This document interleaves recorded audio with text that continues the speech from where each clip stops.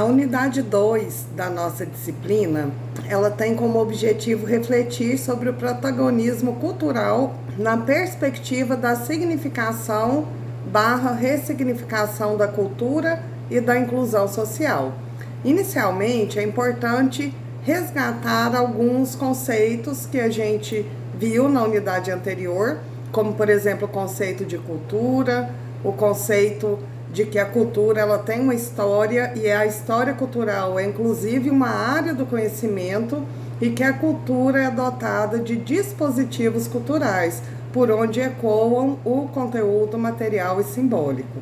Dito isso, nesta nossa unidade a gente vai refletir sobre esse processo de significação e ressignificação da cultura, ou seja, de atribuição de sentidos à vida, ao cotidiano, ao dia a dia e à inclusão social, que foi um tema que a gente já começou a debater no finalzinho da nossa aula passada. Para essa unidade 2, que tem início no dia 23 e termina no dia 31 de março, a gente está propondo a leitura da unidade 2 do livro base, que se chama justamente Protagonismo e Inclusão Social, e como atividade avaliativa, que pontua até 8 pontos, a nossa proposta é a elaboração de um texto dissertativo de no máximo 2 páginas, no qual você deve relacionar os conceitos de protagonismo e protagonista cultural à inclusão social. Esse texto ele tem que ter uma fundamentação teórica, e aí pode buscar essa fundamentação teórica a partir do livro base, e ele tem que estar em consonância com a normalização da ABNT para trabalhos acadêmicos. Atenção principalmente quando resumir ou copiar ideias de outros autores, movimento no qual a gente precisa de fazer a indicação de fonte no corpo do texto. No livro base, quando a autora ela vai debater essa unidade 2, que corresponde à segunda unidade aqui da nossa disciplina, inicialmente ela pontua justamente os objetivos que são os mesmos objetivos nossos aqui na disciplina, que é apresentar e debater esse conceito de protagonismo e inclusão social e relacionar esses 2 conceitos com a produção e a organização da informação e do conhecimento.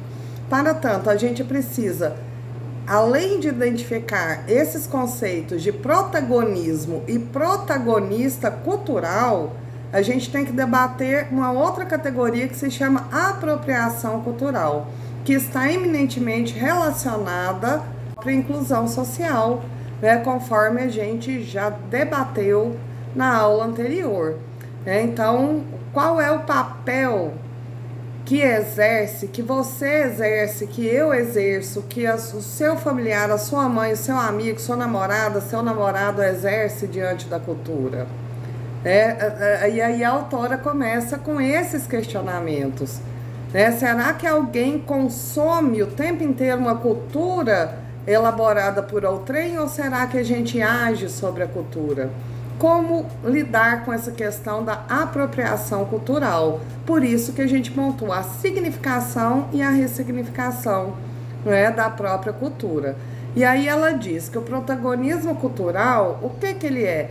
É uma ação afirmativa nos processos simbólicos, que é exercido por quem? Por sujeitos de diferentes meios e condições. Porque na sociedade a gente não está nivelado em termos de meios e condições. Quanto mais acesso a bens, a dispositivos culturais a gente tem, mais a gente tem elementos de significação e da própria atuação. Então, dito isso, a gente pode afirmar que o protagonismo cultural, ele consegue tomar uma forma de agente de transformação cultural consciente e não apenas de consumidor passivo de cultura.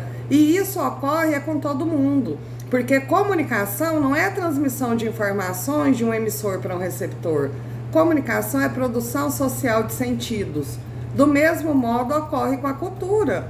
A cultura, ela produz sentidos. A cultura, ela produz sentidos que baliza as nossas ações. Então, obviamente, quanto mais informação a gente tiver, quanto mais mecanismos de atuação social a gente tiver, mais a gente vai conseguir ser protagonista da cultura e mais a gente vai conseguir promover e se incluir e se apropriar da cultura dentro desse conceito aí, né, de inclusão social. E aí, quando ela pontua nessas questões iniciais, ela vai debater o que é protagonismo. O que é protagonismo? Protagonismo é formado por duas raízes gregas, proto, que significa primeiro, principal, e agon, que significa luta. Então, num sentido literal, o protagonista é um lutador. Ele é um personagem principal, ou seja, numa outra perspectiva marxista, por exemplo, ele é um sujeito histórico, que pensa, sente, faz, enfim. Né? Então, quando a gente fala em apropriação cultural, em protagonismo cultural, a gente está falando em assumência de responsabilidade, de lugar de fala. A gente está falando não só nos movimentos sociais, mas a gente está falando que quando a gente significa e ressignifica um conteúdo cultural, a gente está promovendo a sua expansão. E aí ela até coloca uma figura como uma espiral, porque o conhecimento ele é sempre cumulativo, né? E aí é preciso, então, partindo para uma outra perspectiva, é preciso que a gente se apodere dos meios técnicos, dos dispositivos culturais, para que a gente possa exercer cada vez mais o nosso protagonismo, né? E aí é onde entra até mesmo o debate da inclusão social, né? Quantas pessoas são excluídas? Tem uma pesquisa recente que aqui na capital de Goiás, Goiânia, tem mais de 500 mil pessoas excluídas de atividades básicas de lazer, pessoas sem acesso à piscina, pessoas que nunca foram no cinema, pessoas que conhecem os belos parques da cidade apenas pela televisão, né? Isso é exclusão social. E aí, quando a gente vai debater o protagonismo cultural e a gente traz esse conceito de inclusão social, a gente está falando de que este conceito ele também é uma construção social, ele também está relacionado a essa sociedade que a gente vive e que é uma sociedade que não inclui, ela é uma sociedade que exclui as pessoas, que marginalizam as pessoas, inclusive do ponto de vista da própria ação cultural, né? E aí, quando a autora pontua isso, ela cita até uma lei, a Lei 12.073, de outubro de 2009, no qual se estabelece o que é inclusão social. Então, inclusão social é padrão a definição de inclusão social, isso nos termos da lei, como sendo o processo mais aperfeiçoado da convivência de alguém, tido como diferente com os demais membros da sociedade, tidos como supostamente iguais. Nesse caso, a sociedade se prepara e se modifica para receber a pessoa portadora de deficiência, enfim. Né? Então, aqui é uma lei que fala da inclusão social aos portadores de alguma deficiência. Só que a inclusão social, ela vai muito além, né, desse contexto, dessa perspectiva.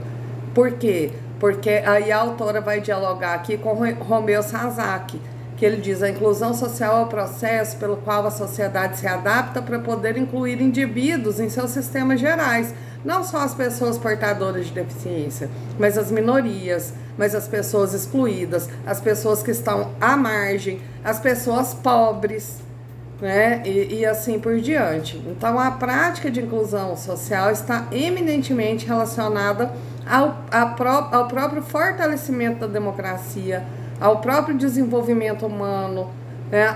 aos próprios direitos da pessoa humana. E é essa discussão que a autora né, pontua aqui no texto. E aí, obviamente, essa inclusão perpassa também pelo universo das tecnologias de informação e comunicação, cujo acesso não é igual para todo mundo, porque a gente vive em uma sociedade excludente. E aí, dessa maneira, tanto a ciência da informação quanto a própria comunicação pode ser agente de promoção da inclusão, por meio, por exemplo, de quê? Da facilitação do acesso à informação, por meio de elaboração de conteúdos culturais colaborativos, conteúdos culturais comunitários.